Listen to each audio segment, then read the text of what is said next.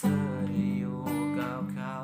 นานกว่าที่เราได้อยู่กันมาขอให้เธอจงมีแต่ความสุขใจ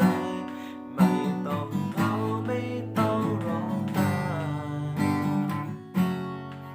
ให้เขาใส่ใจดูแลเธอทุกเวลาให้ได้เจอเรื่องราวดีๆอยู่อย่างดีอย่าได้เลิกลา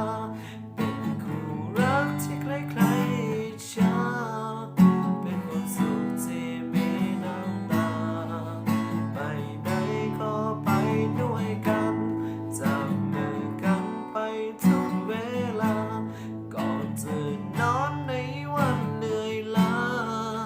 ให้เขาบอกว่ารักวันดี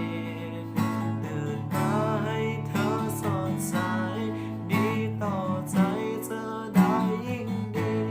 ส่วนความรักของฉันคนนี้ไม่ต้องห่วงหรอกยังเหมือนเดิมอาจมีบางทีน้อยใจเขาใส่ใจเธอดีเหลือเกินอ่านดูแล้วฉันก็ยังแอบเขินที่เขาแทบให้เธอหน้ามองบางครั้งที่เธอเสียใจเขาใส่ใจยังตามมาง้อต่างกับฉันที่มันไม่ดีพอให้เธอรอจนเสียเธอไป